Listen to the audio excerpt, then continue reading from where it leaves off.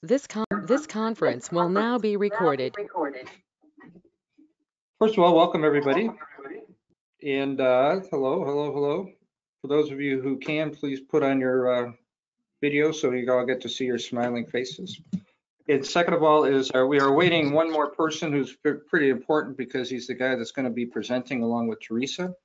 So Jay Mellon should be getting on, and that's kind of what's causing our delay. First of all, it's kind of cool to get everybody back together again. I'm looking forward to this session and continuing these sessions.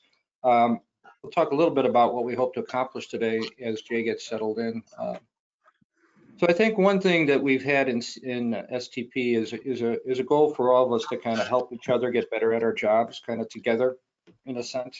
So more and more we're going to kind of think through how we can have more of these sessions, what the topic is, and kind of how we can actually help each other see how other people do some of the things and talk about how we can help each other improve both our capability and approach to doing all that stuff.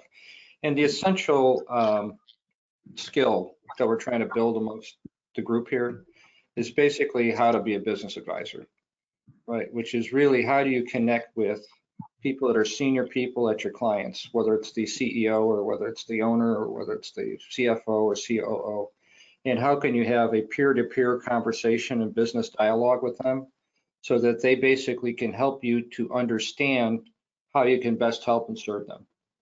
So a lot of my training in that and training I've seen through all the years was in kind of business consulting organizations or systems integration companies, people that ultimately became outsourcing companies, where the people that excelled at those businesses were the people that could relate most like peers with the people they had as clients, right? And that's not a natural progression for many people within a MSP. Some people come from technical backgrounds, some people come from sales backgrounds and all that.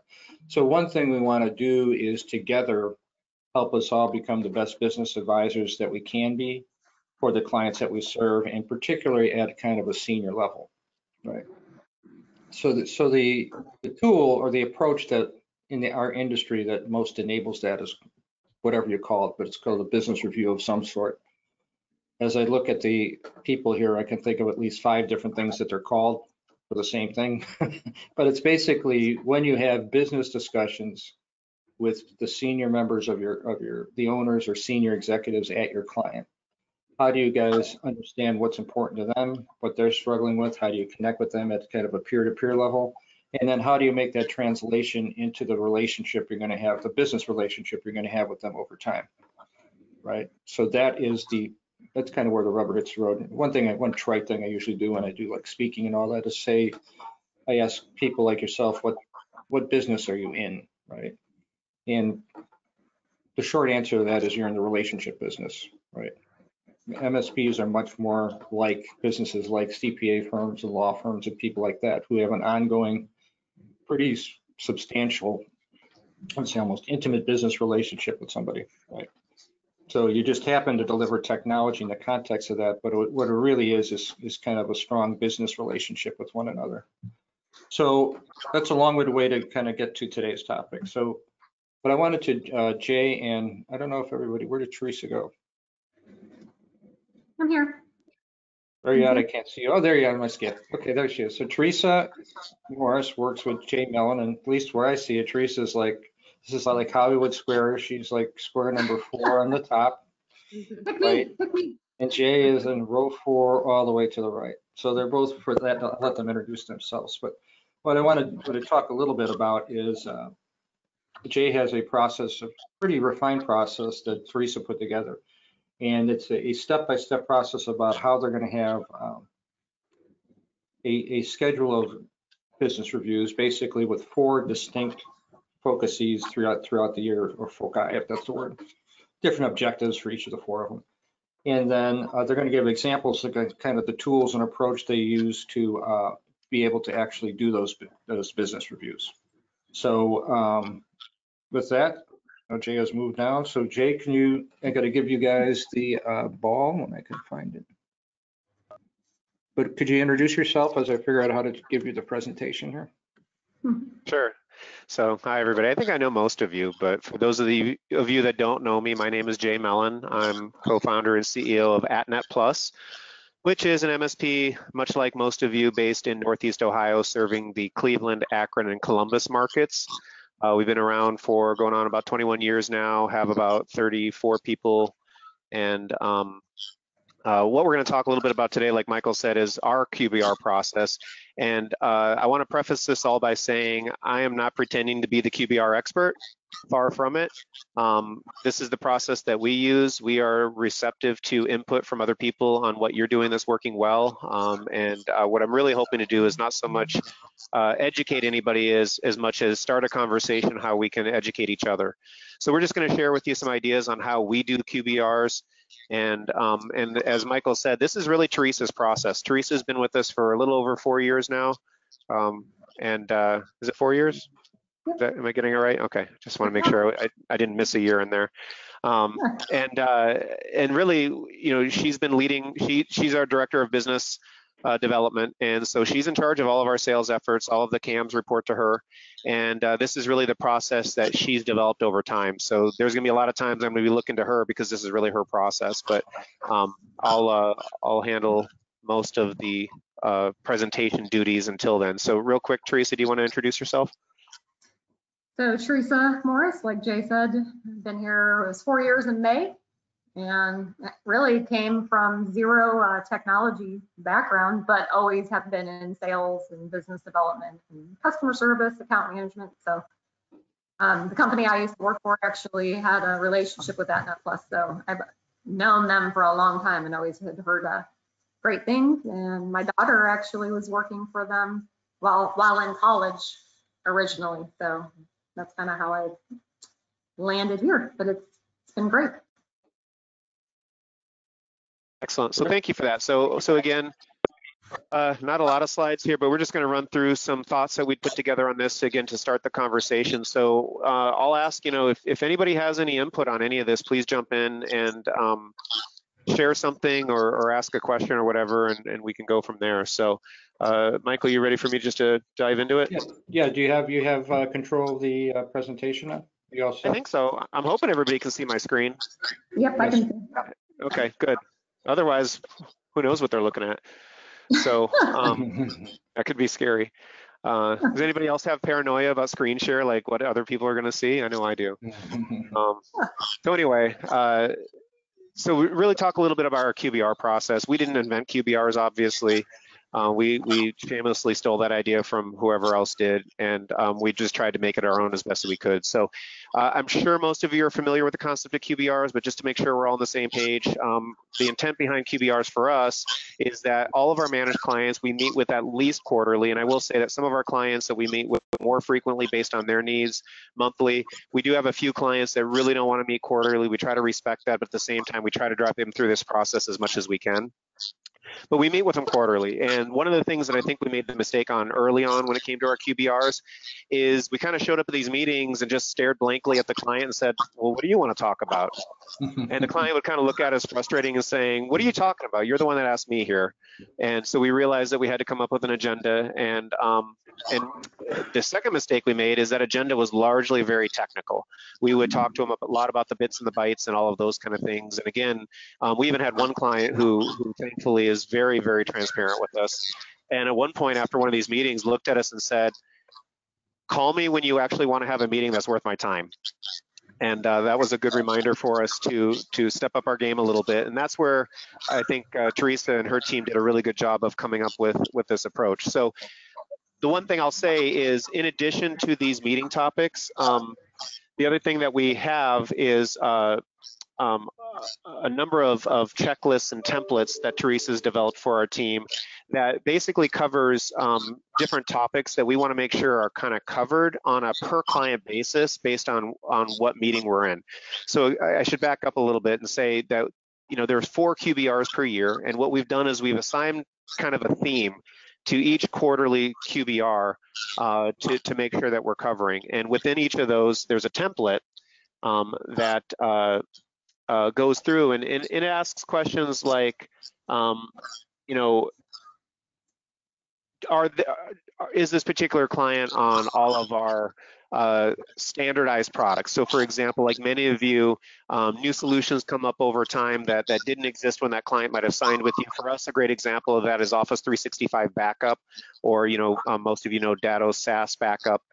A lot of our clients predate that solution from us. So, we've got a process by which we're still going back to some clients and making sure that they're aware of that and trying to compel them to get signed up with that. So, there's a list of topics that each account manager is going to look at on a per client basis that they're going to include in their agenda. That's part of that. The other thing that we go over kind of across the board in all of the QBRs are EUSA for us stands for End User Security Awareness. So if any of you are selling something like Know Before, that's what we call Know Before. It's not a very attractive acronym, but it's what we call it. But we go through the reports for the phishing reports. We go through our asset and hardware reports, which for us is Warranty Master, if any of you use that tool. We go through our ticket review reports. We use Autotask for all of our ticketing. So again, it goes through and it just kind of shows them an overview of kind of the activity. And part of the reason we do that is we know that a lot of times the point of contact that we're talking to is not necessarily the person who has direct visibility or interaction with most tickets that engage with us. And we want them to have a sense for what's happening, because early on when we started doing managed services, even long before we did QBRs, we would have clients that would call us up and say, hey, this $3,000 a month that you're billing me for, I'm not quite sure what that's for, so we're going to go ahead and cancel that. And we're like, hold on, no, you mean that $3,000 a month in order to keep you running and secure and connected and all of those things? You can't cancel that. And we realized that we had to do a better job of demonstrating value, and part of that is letting clients see all of the things that are happening that they might not have visibility to. So not only is that a report including tickets that point of contact isn't interacting with, but it's also including all of the automated tickets that are happening behind the scenes. And I know we all have those, right? Tickets about downtime that come from alerts, all of those things that might even not only get opened automatically, but they get closed automatically.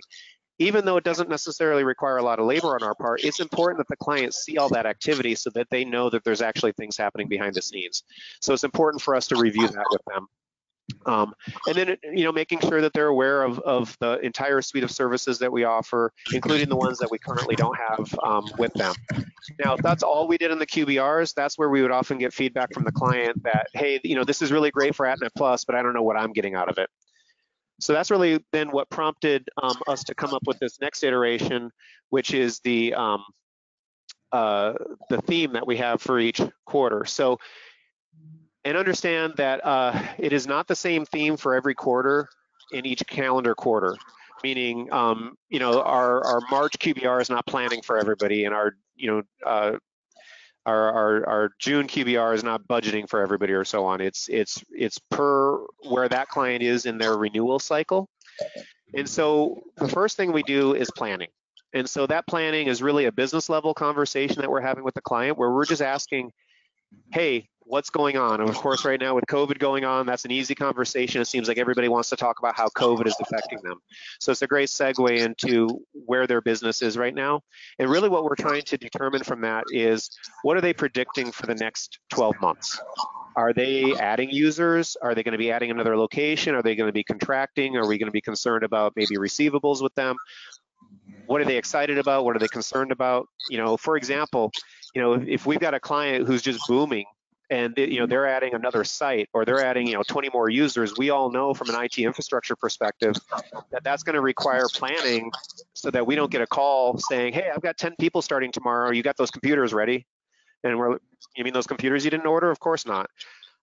We've all had those calls. So part of this is trying to make sure that we anticipate those kind of things and start that conversation. But it goes beyond just infrastructure and assets.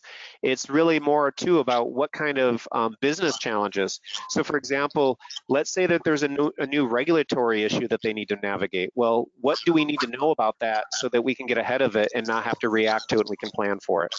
So that's really what most of that QBR1 is all about, is planning and really at a high level, a strategic overview. Now, we do offer strategic planning for our clients as a separate deliverable. That's not necessarily included in managed services. So I want to be clear that what we're doing here is not a full strategic plan. If the client wants that, we can provide that for them. That's a separate engagement that we can quote them.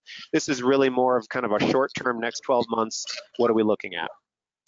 From there, then QBR2 is around budgeting. So what we have then is we have 3 months between the time we do that planning QBR until we have our budgeting QBR, where we have time to really start to put together some numbers around what does all that look like. Because most of you that are CAMs know that that client might sit in front of you and they might list a whole host of things that they're thinking about, but not most of that information might not necessarily translate in your head exactly what that means you need to quote. You might need to come back to the office and confer with maybe a service delivery team or other members of the CAM team or other people in the organization to figure out what should we actually be quoting, what should we be planning.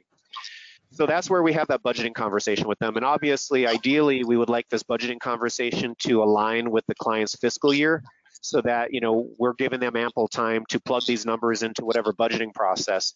And I don't know about most of you, but I can tell you that from our experience, most clients that we bring on in a managed engagement have never had a true budgeting conversation with their previous MSP. I'm not saying that it never happens, but it seems to be more rare than it actually happens. So I think a lot of clients actually appreciate that, because many of them not only have never either had a budget at all when it comes to IT, or their IT budget basically consisted of, what did I spend last year and let me plug that again for this year.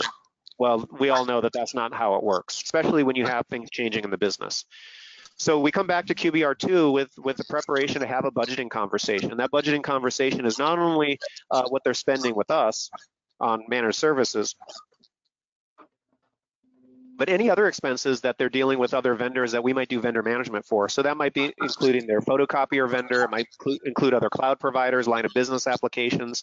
We want them thinking about that. And it doesn't mean that we actually show up and we present them a spreadsheet that's an actual budget. It just means that we're prompting a conversation and helping them arrive at what that includes. And of course, what that also includes from us is usually a handful of quotes for things that we talked about in that planning meeting. So then, question, Jay. So what's is the same people in QBR1 and QBR2, or is it a different group of people? To a large degree, that's up to the client. In our experience, it usually ends up being the same people, but it really depends. I mean, for most of, well, not most, but for a lot of clients, the person we're interacting with as a point of contact is typically the CFO or the financial controller or somebody with a financial responsibility. So in those cases, in the QBR1 planning meeting, it'll be that point of contact and maybe either the business owner or some operational executives or so on. But the QBR2 with budgeting is, if it's the financial person, they're part of that as well. And again, business owner typically wants to know what's happening with their money. And is the budget that you discuss, is it for like 90 days and then like 1 year? Or is it again, it depends for the client. Typically, in most cases, it's more annual basis. But if the client needs more, if there's more imminent strategic objectives where they're going to have maybe an out-of-pocket expense, then a 90-day projection might be necessary. But we would take that on a case-by-case basis. And in many cases, the quotes are enough for them to do that. It doesn't necessarily require a formal budgeting process. And who's there from the AtNet Plus side? Is it you and Teresa and the CAM? Is there anybody from the tech team in there or no? Go ahead. I was just going to say, typically for the planning and the budgeting ones, no, we typically do not have a technical resource there. Usually, actually, we don't usually, except for possibly the security one. And that's because that technical resource is also our in-house VCIO. But usually it's either just the CAMs or the CAMs and myself or Jay or Jim. And how do you create, tell me if I'm asking too many questions, how do you create the budget? Who creates the budget? Well, again, it's not, I want to be clear, we're not giving them a formal budget, right? So this is really more to prompt a conversation to fit into whatever their budgeting process is. Because, for example, we have some nonprofits, like we support the local zoo, for example.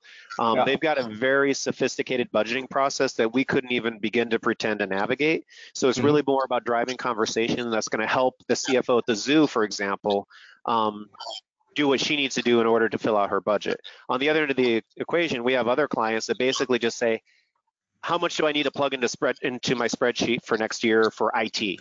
Okay, here's 10 quotes. They add up to $100,000.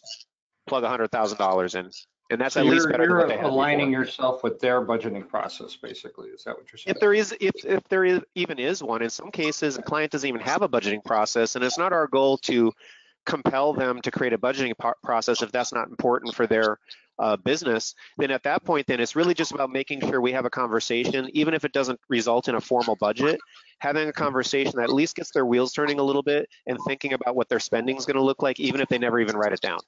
I'm with you. Right. I mean, again, we all know that as much as we want to have a rigid process, every client is different. Every client is going to do their own thing, and there's just not going to be a one size fits all. I'm with you.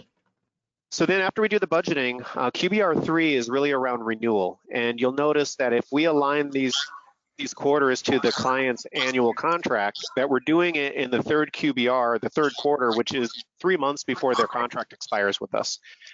We do that far ahead of time because, again, I don't know about most of you, but our experience was that most clients, if we would present the renewal paperwork, and for what it's worth, we mostly do 1-year agreements. All new clients we sign 1 year with. And for the longest time, our renewals were all 1 year as well. Now we're just at the point where if a client is at a good place with us, where we're achieving the profitability targets that we want, we've got a good relationship, and we're comfortable enough, we'll do a 2-year renewal with them. But otherwise, for the large part, it's 1 year contracts. So what that means is a lot of times in the 11th month, we were having a conversation with a client, we'd put a renewal in front of them, and then it would take them 2 or 3 months to get back to us. In some cases, we work with a lot of municipalities, for example. In some cases, the cities actually have to put renewals in front of council. Well, if you've ever dealt with cities, you know getting in front of a council meeting can be a feat upon itself. And that just wasn't enough time. So what we learned was 90 days ahead of time, we're putting this renewal in front of them. And what's nice about that is, listen, if we're going to get fired, I'd rather know 90 days out instead of 9 days out. And if we're going to get renewed, I want to know the same thing. And luckily for us, most times, you know, when we do that 90-day ahead of time conversation, the client is almost always giving us a verbal, yeah, we're going to do this. Let me just get it through our process. The other thing that we do on QBR3 is that is where, whenever possible, myself or my business partner, Jim, do try to attend those QBRs. It's very important for us that one of the owners of our business gets in front of our client at least once a year, if not more often. Obviously, if we can, that's great, but no less than once a year. And we think that the renewal QBR is probably the best place for us to do that because it also gives us an opportunity not only to get face time with the client, but to look them in the eye and genuinely thank them for their business. I think that's really important for them to let them know that we hear them and they matter. So that's really that structure of that. And that's an opportunity for us to also talk about service quality and really how things are going and if there's any reason why they wouldn't renew. You know, Rich, one of our CAMs, who I think is on the call, you know, he's got a great question that he asks when he puts the renewal in front of him. He says, you know, here's our renewal paperwork. Is there any reason why you wouldn't renew? And, you know, people are going to either answer yes or no to that question. And if it's no, that's a great follow-up question. Why not? If yes, then it's at the end of a good meeting, hopefully. The thing that we're looking at now that we're doing more 2-year renewals is this is again something that Teresa and her team came up with that I think was really a good idea. Obviously, if it's a 2-year contract and we're in the first year of that contract, we don't need to have a renewal conversation. So that third QBR is really about training and education. So one of the things that we do in all of our managed services agreements is we give all clients annually 1 hour of free training around any topic they want. And more often than not, that training becomes a very quick orientation on Office 365 or Microsoft Teams or a security conversation. So we got a lot of this content kind of canned that we can regurgitate pretty easily.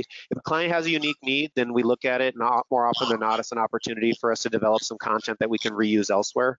Most of our clients, even though they know it's there, don't even take advantage of it. We're trying to figure out ways to do that. And one of the ways is during that quarter 3 QBR is having a conversation with them about that. And the reason we do that education is we know that if we take the time to educate our clients on this kind of stuff, and when I say clients, meaning really the end users, even though it's taken us an hour to deliver it, and potentially a little time, extra time up front to develop the content, we know more often than not the content that we develop and deliver will minimize help desk calls around a particular topic, minimize risk or exposure, or at the very least just improve the user relationship with our organization. So it's time well spent. And what we find is conversations about training and education very often result in conversations that lead to more revenue opportunities, whether that's training above and beyond the 1 hour that's included with what they get, or whether it's even talking about a new technology that they really haven't leveraged yet that gives us the opportunity to maybe quote a migration or an implementation or some sort of scope that, or some sort of project that's outside of the scope of our managed services agreement.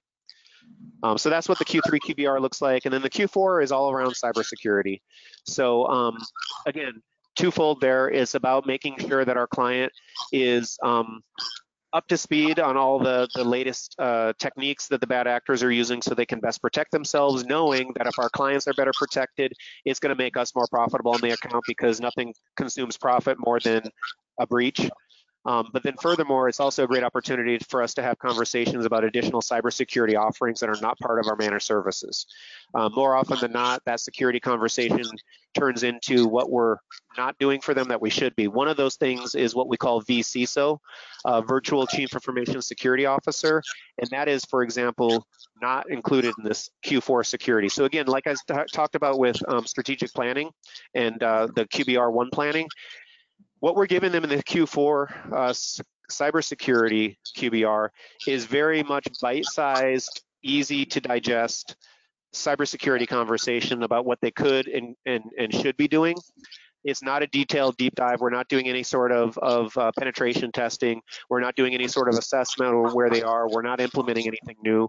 We're not even really assessing what they don't have and what they should have. If they want that, that's either something we can do on a project basis or we can do with a VCIO engagement, which is essentially our security managed service, where we're basically assigning a resource to them to act as that chief information security officer that in some cases is actually regulated that they must have, but they don't necessarily need it in a full-time capacity. They just would like it on a fractional capacity. That's what that is. It's where somebody's really taking a look at their security environment, developing a security plan, documenting it, and then making sure every month or every quarter, depending on the cadence that we have with that client, that they're actually adhering to that plan. And that's really where the value comes in. So our Q4 cybersecurity conversation is a great opportunity to have a conversation with our clients around cybersecurity and whether or not VCIO is a fit for them, potentially driving additional MRR opportunity. Any questions on that? Yes, for your QBR3, do you actually do the training in the QBR, or you talk about what training they need? We would not do it in that session. That would actually, in fact, it's not even necessarily the same people that would perform that. I'm with you. So then we would set up a separate time. So can you just give a quick example, like what training stuff do you typically end up doing? Obviously the security 1v1, do you do things on Office 365 or what are the other, you don't do like training? Yeah, I mean, what we're not looking to do is we're not looking to do a course on pivot tables in like Excel. Right, And usually the way we explain it to clients is if it's a curriculum-based training that you might get at a New Horizons type training center, they're really going to be better for you. That this is really more of a non-curriculum based education. And we even hesitate to use the word training. We really focus on education more than anything. Yeah. Because we want it to be more high level. It's still incredibly valuable, but really what we kind of approach it like is if any of you have ever done lunch and learns, it's almost like a lunch and learn depth of content, but really catered for that particular client's environment. So for example, it might be a session on how to use SharePoint and OneDrive. As we have more and more clients moving to SharePoint and OneDrive, that's a great opportunity to bring them up to speed because as you know, that's a big shift for end users, right? One very brief example that I'll share, and this is the example that I often will use with clients when I talk about how this might be valuable for their end users, is if you're used to working with documents that live on a shared drive, and now you're moving to SharePoint or OneDrive, here's one big change that a lot of users don't appreciate until they get burned by it. They'll have a document that lives out on their shared drive and they'll treat that document like a template. One very common example is a letterhead for your company, electronic letterhead. And what used to be the case is when it lived out on an H drive or an S drive or some kind of shared drive, the users would go out to that AtNetPlusLetterhead.doc template, so to speak, even though it's not a true template as Word goes, they use it like a template. And what they'll do is they'll open that document on their local computer, and then they'll start typing their letter on that letterhead. And then only when they're done with the document will they do File, Save As, save it as a new document type wherever they want it, and go from there. And that original format is left intact. Well, if any of you have already moved to SharePoint or OneDrive know, that's not how it works. As soon as you open that document from the cloud and you start editing it, it's automatically saving those changes. If you don't take the time to educate those users on that difference, you're going to have all these documents that now end up with your letterhead actually being a real letter that somebody sent to a client. And that's a lot of heartburn for people. So, that it takes just about 30 seconds to a minute to explain that to people. And a lot of times they're like, yeah, I get that. And there's a lot of those kind of examples that we can share in a 1-hour session with a SharePoint or OneDrive training that's really valuable to our clients. Does that make sense? So, but can I ask a question too then? If there's quotes that they need, just because the topic is this one thing, you could be still having quotes and discussions with them buying stuff. Obviously, right? Yeah, and so what we said earlier, where we say each have their own topic, that own topic better be some quotes, and not just to sell them because we need to sell, but it better be things that they need, that we need to provide them pricing on. So that's always happening. And the other thing that I think I neglected on here, because I wasn't intending to share kind of the whole QBR agenda, so to speak, but the first line item in every agenda with a meeting with any client, whether it's a QBR or anything else, always needs to be, what's on your mind? What do you want to talk about first? Because I don't care if we show up with an agenda that fills a full hour's worth of time, but the client has something else in their mind, our agenda goes out the window and we're going to talk about whatever that client wants to talk about. And if we never get to any of the things on our agenda, then we schedule another meeting. It's always about what the client wants to talk about first and then respecting their time budget. And we've had that happen a few times where we show up, and I know Jennifer can think of probably a couple examples if she's on the call, where we've showed up for a meeting with a client and we had a full agenda in mind, and within the first 15 seconds of the meeting, it's gone a completely different direction and we never touch a single thing on our agenda. But at that moment, if that's what the client wants to talk, right? Unfortunately, those are not usually good meetings. Every now and then it's because they're really excited. They almost always do end well because we've got good cams that know how to navigate it. But at the end of the day, if that's what a client wants to talk about, that's most important.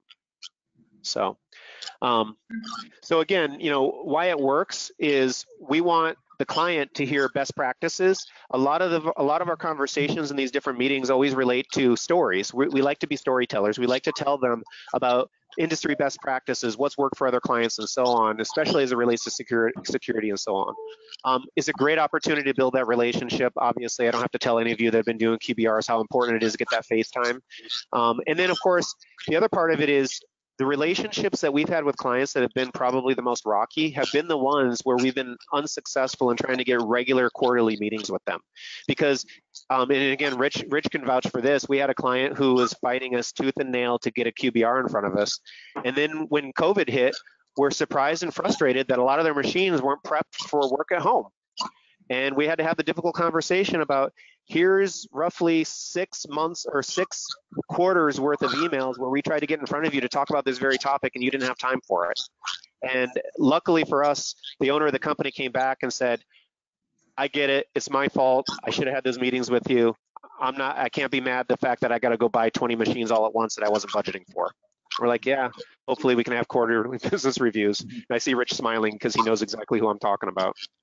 So, and then, it's an opportunity for us to get feedback too on how we're doing as a business, right? I mean, it's hard for some clients to give feedback about things that aren't working well. And this is an opportunity to do it in a safe way where we invite that feedback and we say to them, hey, yeah, we want to hear what we're doing well, but we really want to hear where we need improvement as well. And it's funny, once you give people permission to do that, sometimes you can see visibly the relief in their faces where they know it's okay and it's safe to share that with us.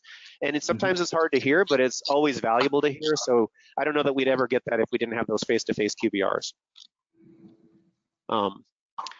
And then the other thing is VCIO. And for us, we do not do VCIO across the board standard. And this is where in our industry, you're going to see a lot of different descriptions on what VCIO means. With some MSPs, VCIO is actually the client account manager. Those are one and the same. It's the same person basically doing the same process, and they call it both things. For us, it's a little different because for us, VCIO is a lot more specific than what we do in our QBRs. So while we do high-level planning and everything, we have some clients where a full VCIO process is more appropriate. And what we've decided to do is leverage a tool called Strategy Overview. If you haven't heard of Strategy Overview, it's relatively affordable. I think your first 6 clients is like $100 a month for it. This is not meant to be a commercial for them, so I might be getting the pricing wrong, but it's relatively affordable.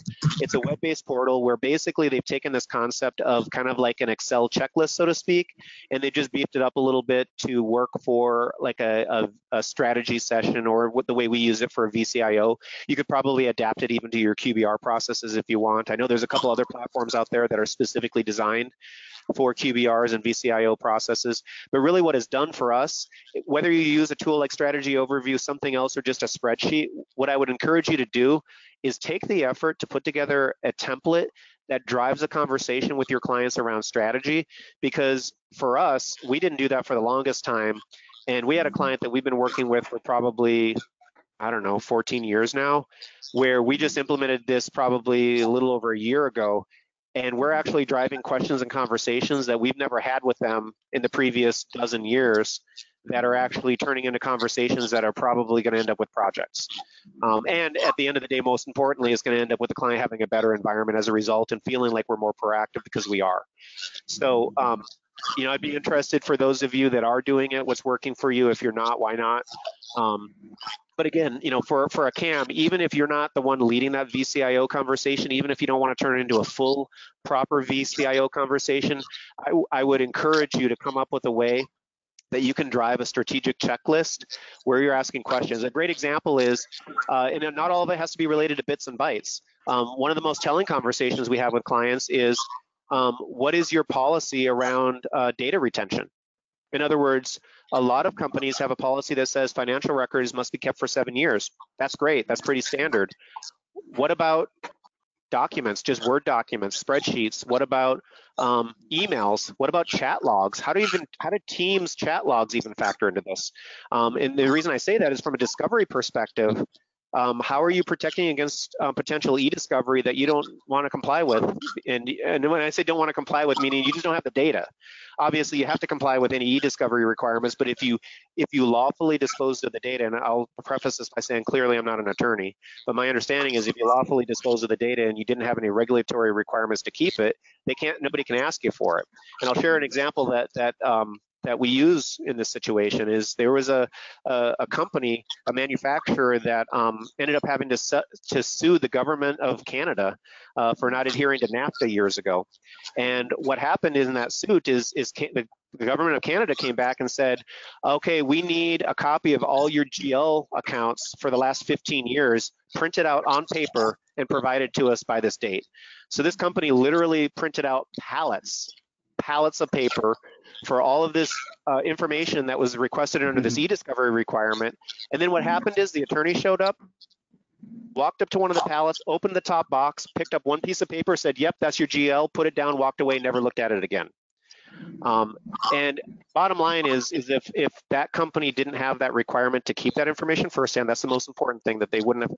In that case, they might have had it. But let's say it was a different type of information. If they didn't have the information, they wouldn't have had to produce it. So having a conversation with our clients around what does data retention policy look like is part of what we should be doing for them as IT service providers.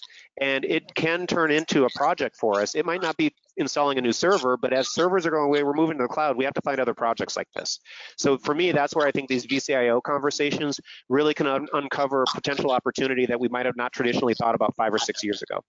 But can you kind of pause it there, Jay? So what you're saying too, and you're saying it kind of quickly, so I just want to kind of make sure I understand it. In strategy overview, you're not making recommendations or you're not coming up to the answers of these questions, right? Is the idea really is to prompt you about all the aspects of your client's business that you should be asking them questions about, correct? Exactly. In other words, all you have to do is say, hey, do you have a procedure for this? Do you have a policy for this? Do you have a decision on this? How are you handling this? For example, cell phone management. How are you handling data that resides on employee cell phones, both company owned and personally owned? Yeah. I can tell you that unless you've asked that conversation, your clients have never asked themselves that conversation. And that's an opportunity for us as providers to deliver a better outcome for our clients and in the process potentially sell services and products. And I guess are you stretching yourself into things not related to what we do, but like are you asking about their applications and their, you know, performance of their kind of you know, how their applications are performing, or do you change them, anything like that? I mean, do you get into topics that are kind of not immediately attached to what it is we do for them? Well, for example, we do software development, which I recognize not a lot of other MSPs do software development, but for us, it can absolutely turn into a software development opportunity, because we often can talk then about workflows and how are they currently handling this workflow, and is that workflow possibly solved by an off-the-shelf piece of software, or does it mean that in order to solve that, and if there's real value there, do we have to write something custom? So there's opportunities there, and even if your company doesn't do software development, it's an opportunity for you to engage somebody that does, that might pay you to get them involved. So in other words, a conversation might go how, you know, like you would want to get into, let's say you want to get into like sales or something like that. So it would be like, how is your application currently supporting your sales process? And they may say it's not doing X, Y, or Z, right? And then you would say, why is X, Y, or Z important to you in this case? Blah, blah, blah. And if it was important enough, then that creates an opportunity for you to either do a software development project or to figure out how to handle it in Office 365 or something. Right. This is basically, think of it as a pain discovery template. That's what so I often use the analogy, if you go to the doctor's office, if you went into the doctor's office, and of course they always start out with this, but then they get more specific, but they're just like, how's everything going? And you're like, it's going fine. Well, that's not enough to maybe drive. The doctors know how to follow up with questions that expose the real pain. You know, well, I'm not really sleeping well at night. Okay, well, tell me a little bit more. And they dive deep, and they dive deep until they can really get to the pain. And only when they understand the pain can they prescribe the right treatment. That's the same thing for us. We can't just walk into a client's environment and not understand what's driving their discomfort. We have to really dig into it by asking the right questions. And a good VCIO process is a template that kind of prompts you to ask the right kind of questions. So it's very much like your doctor going in and doing a cholesterol test and doing a blood pressure test. All of those kind of checks will expose potential problems that you can then dive into. Yeah, and I just wanted everybody on the webinar to get to is you don't, you know, sometimes we think, well, you know, that this guy's a CEO of a company or an owner or something like that. It's really just he's just trying to figure out how to do stuff too, you know, he or she. So what I would suggest is like, don't get intimidated or don't think you have to have the answer to ask the questions. You just have to be confident to ask the questions, listen to what they say, and just ask the next logical question. It's not this big, you know, business training that you need or anything like that. It's really just true. 100% agree. As a business owner, let me tell you 100%, I'm winging it every day. I don't have a clue what I'm doing. And I'm not looking for somebody to come in here and be the expert. I'm just looking for somebody to start a conversation that gets me thinking. And if somebody can do that, I'm going to value them. Absolutely. So I think one more slide, and then we're done with at least what we prepared. So then, you know, as it pertains to Office 365, we also think that particularly the opportunity around Office 365 is at a place today where we haven't seen it before, and we think it's only increasing. And what we mean by that is Office 365 and other cloud solutions from vendors like Microsoft, mostly Microsoft, have really changed the way we look at how our clients use technology and our opportunity to help them.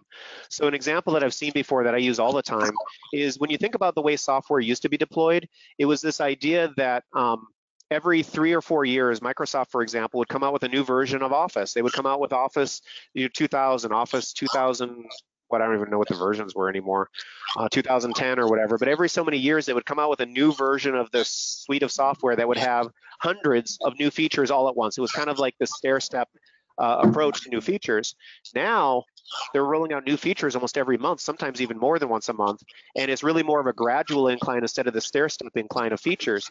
And what that does is it really changes the way clients interact with and consume the software, and it's an opportunity for us to set up a cadence with the clients where we're having more of an ongoing conversation with them about how are they continually improving their workflows and how can they leverage these tools to do so. So I think there's a lot of opportunity there to talk about all of these new things that are coming out from Microsoft, especially for clients who already have it. It's a very good conversation to have with a client to say, hey, did you know that all these new things are available in a product you already pay for that we can help you leverage? Now, it might involve a project where we need to enable some things or do a little bit of billable time to get this set up for you, but it's leveraging something they already have, and it helps the client see more value in the service they're already subscribing to from Microsoft and from you, and inevitably it turns into conversations about other ancillary things that you can sell and plug into it as well. So we think there's a lot of opportunity about how to use Outlook better. Microsoft Teams is huge. We've started selling Microsoft Teams Business Voice, which is their calling solution. We've seen a lot of interest around that. We've moved our own solution to Teams calling rather recently, and it's working out quite well. And then things around Office backup. Here's the other thing. I think hopefully most of you are doing this, but if Office 365 backups are not a standard offering in every single Office 365 client, that is an immediate opportunity to come back and not only provide a really valuable service for your clients at a reasonable cost, but do something for them that they really should have anyway. So. What else? 2 quick questions. So just so people know, you have 3 CAMs, correct? Yes. And you have how many managed clients that get this process? I don't know. Teresa, how many? We're at about close to 60.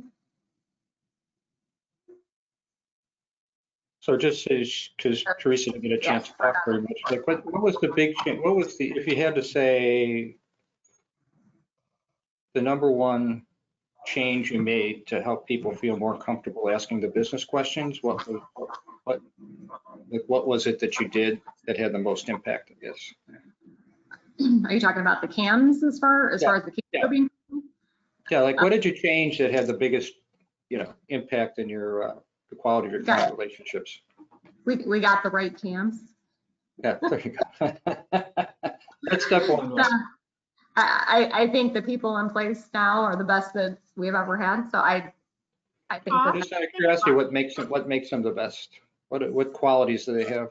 They're all very knowledgeable. They're all very approachable. They all really value what we do. They all really value relationships with the clients. They all have a sense of humor. They're just very relatable people. And I think our customers appreciate that. We have had CAMs in the past that I feel were a little, standoffish a little bit as far as the relationship goes, which never was going to be successful in my opinion. And that's probably why they are no longer here, either on their own or by our doing. Well, they all adhere to our service values, and that's really important. We've got 4 service values, and if they don't adhere to those service values, they're not going to be a fit. And I think Teresa's done a tremendous job of building out a team that observes our service values. So for example, if somebody's not nurturing, they're not going to be a good CAM, for us at least. Right. So yeah, I think that's the number one thing, and the most important thing is make sure it's the right person in the position. Good job, Ken. Good job, Rich. And as people, if you have a question, you can just unmute yourself. There you go. You don't even have to raise your hand, Deanna. You can just, you're so polite though. Yeah, I was just wondering, 60 accounts, 3 CAMs, that's really awesome coverage, obviously, for your clients. What's the average number of users for each of your accounts, if you had to guess? So it's all over the board. Those 3 CAMs are not even equally split by clients. So that 3rd CAM, she's actually just had her 1-year anniversary with us last week. She actually only has 6, and they would be the most recent 6 clients that we've added. So Rich and Jennifer are pretty evenly split. They're in the high 20s each. So as new clients, we'll actually be adding them to the CAM that only has the 6 currently. But we have some managed clients that are 5 users, and they're willing to pay the minimum fee. Right. Then again, we have clients that have 200 users. So it's really all over the board, I hate to say, unfortunately. But each CAM has a variety of those. I mean, we don't have one CAM that focuses on small clients and one CAM that focuses on the large. It's kind of a mixture between all 3 of them. But as of late, we've been adding clients more, north of 50 users. There's been more activity in that, so we're definitely trending for a higher seat count. So I predict that number will continue to increase as we, go after more business like that. And honestly, how I track things is not necessarily how many users or how many clients each CAM has. I look at the overall revenue that they're managing because every client size is different.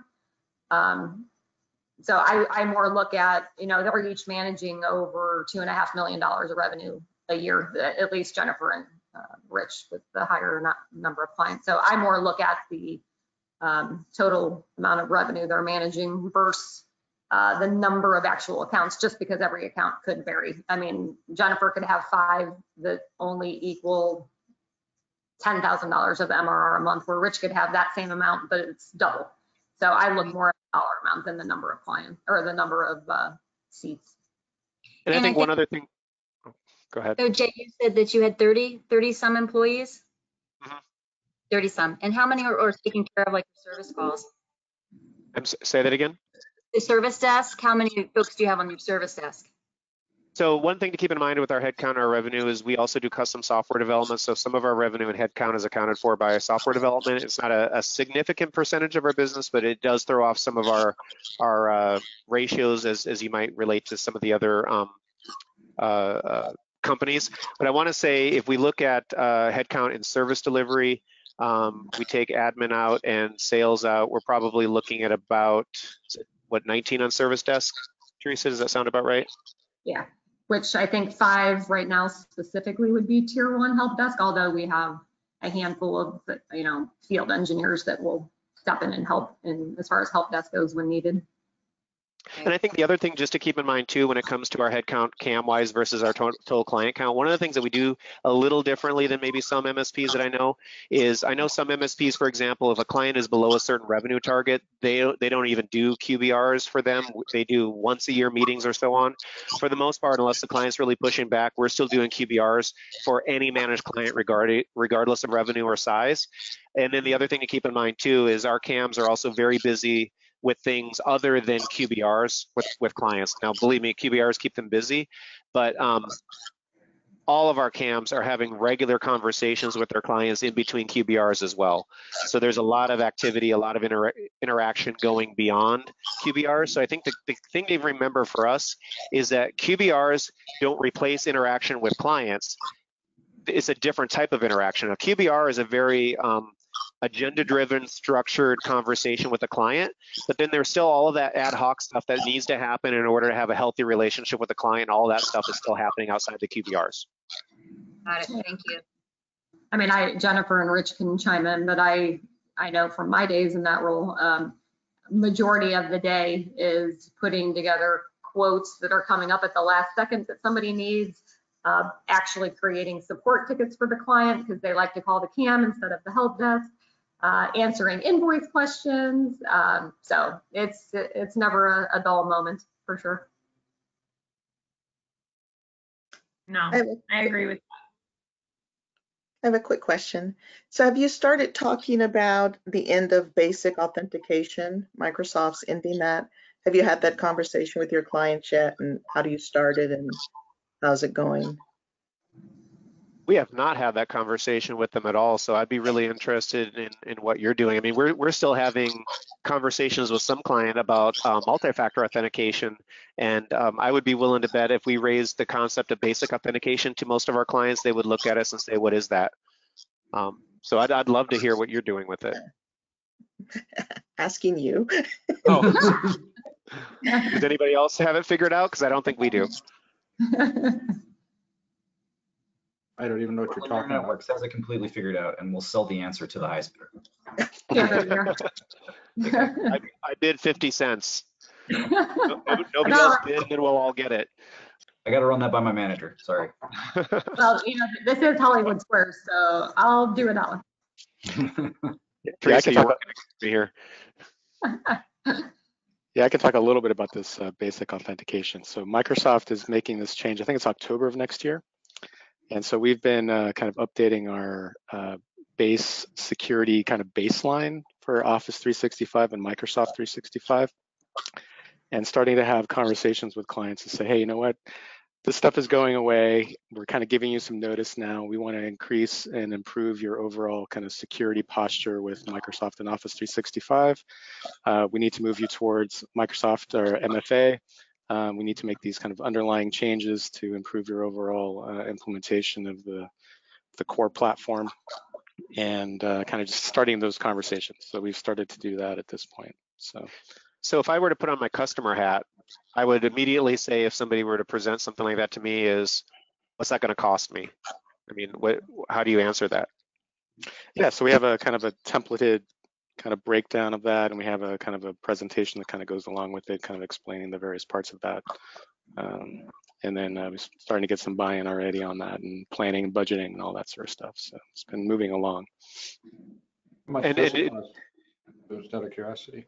What's that? What's the range of additional cost to a client? It's kind of ranges. It's like, probably about $7,500 to $15K, depending on where. And what do they get for $15K? There's a whole kind of series of various things, kind of MFA implementation. There's is it security stuff, or what is it? So yeah, this is all security related. It's just security, okay. Yeah, security baselines of Office 365 base platform. But is the point of this is that basic authentication is going away in October, and if you don't do something, you're going to be left high and dry, or is there a plan B? Plan B is like, I want to get it to the point where, hey, we want to protect you guys, and we're kind of giving you guys this heads up. At the end of this process, I want to get it to a point where basically all clients are on this. And if you're kind of not on this, then hey, here's a waiver, and we might reconsider whether or not we want to do business with you, because we don't want to take those. Yeah. So come to October, it's not that something will stop working. I will just be far less secure, and if I get hacked, it's not going to be your fault. Yeah. What are we Googling here so I can do some research about this? This is news to me. End of Microsoft Basic Authentication is what it's. I mean, I can send something around. Maybe Michael, I can circulate something through you, maybe. Yeah. So it's just to explain it to Chad, though. What is the terminology? End of basic? What is it? Basic authentication is kind of going away within the Office 365 suite. October 2021. 2021, yeah. And that's like perfect timing though, because we do like to give our clients like the kind of, heads up and lead time when things like that are changing. So basic authorization is going away. Does it just like disappear? It just means that if you haven't made any changes, basically your security risk has kind of gone up. So even if you have like MFA installed and configured, there's still ways to kind of get around it. So it's like we're just kind of, it's more like kind of buttressing just your, raising your boat. But you're still, it's not like Office 365 doesn't work anymore, right? Oh, no. It's just, so it's just an option to buy a higher level of security. Yeah, and then basically we believe strongly in having good protection, and if you guys aren't kind of on board, then your level of like basically MSPs are getting hacked a lot. So we want to kind of reduce our overall risk, and we want clients that are kind of have the same kind of security program mentality and want to raise their boats, and they understand that there's a lot of hacks going around, and they want to do the kind of core functionality in order to kind of protect themselves. And so it's more like partnership alignment. Okay. So it's like it's no different from any other part of the stack, right? So you want them to, right? So then the question I have is how much, when you say 7,000 to 1,500, 7,000 to 15,000, is it like per license or per user? How does it work? It's just kind of like a project. We're kind of a project to turn on higher levels of authorization. It's a project to enable these functionalities and making sure that they have our security stack across the board, basically. So in other words, in their future version of Office 365, they're going to have this higher level of authorization available to them that has to get turned on? So any new client, this would be part of, they would just get this as part of working with us. And the 7,000 to 15,000 is for the project, not for the software, not for the license. Yeah, they're just still paying the same licensing fees. Some people are on the older licenses. I think we're trying to get them to go to. Yeah. Oh, that's the other thing. Yeah, thanks for reminding me. So we're going from Office 365 to Microsoft 365 as part of this too.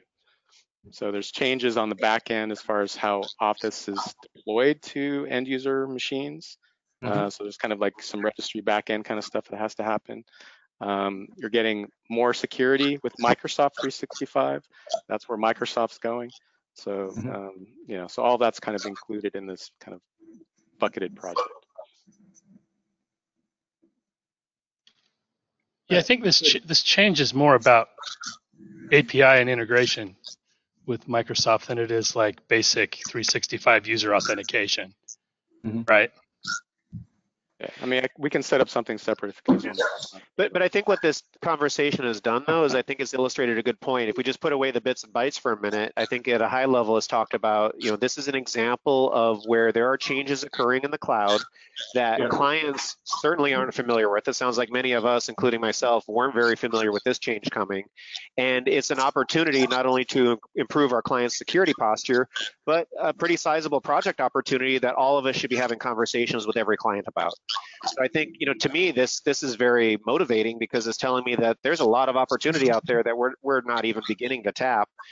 I almost wonder to what degree should we even be starting a conversation? I don't know if it's within the CAMs or at a higher level within STP or something where we're basically saying, okay, here are the next 3 big trends that are coming down the pipeline that we all should be basically putting on our agendas for meetings with clients where we could be driving conversations that produce opportunities.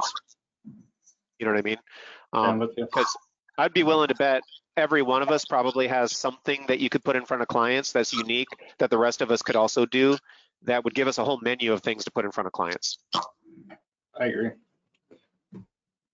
I think the cool thing about this one we just discussed too is that it actually gives cybersecurity is one of those things that we think is like really important, but it's hard to get people to resonate with like an average human being, that owns a business.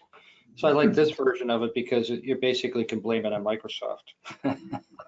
It's really just a fact of, because Microsoft 365 or whatever we're calling it these days. Yeah, and to me, this is your business. It's very similar to like just, the upgrade from Windows 7 to Windows 10. It's the same kind of conversation. So yeah, definitely blaming it on Microsoft. And, hey, it's not our fault. We're just here to protect you guys. Now give me your money. All right, so we're coming up to the end of our hour. First of all, thank you to Jay and thank you to Teresa for preparing and for presenting this and everybody for coming. I assume people still find these kinds of things useful, so I will probably next month, actually not probably, we'll be still committing to a schedule of doing these at least once a month and more frequently if you want to. But if you can think about any topics that would be helpful to you or what other things would be useful across the board for our CAMs to understand, I'd be happy to do that. I did realize that as we're doing this now, I will commit to setting up the team site for all of you guys so that you can communicate with one another, but we can also start putting some tools and resources on the Teams page for you. So you guys will all be on the team site with everybody else that's here and the other people that couldn't make it. And so if you have any suggestions for the future sessions, let me know. But I think this is great, and I think I personally love these sessions for you guys. I think it's so if we can continue to do this and continue to get people to attend and identify ways we can be more helpful in these sessions, please let me know. I'd be happy to pull it off for you guys. So again, thank you, Jay. Thank you, Teresa. Thank you. Good to see everybody. And good to see everybody. And with that, I will also make the recording available to you guys too. So thanks again and stay tuned. Thanks, guys. Stay tuned stay tuned for the Teams thing is what I was trying to say. Okay. Goodbye, everybody. Thank you. Bye. Bye. Yeah. Bye.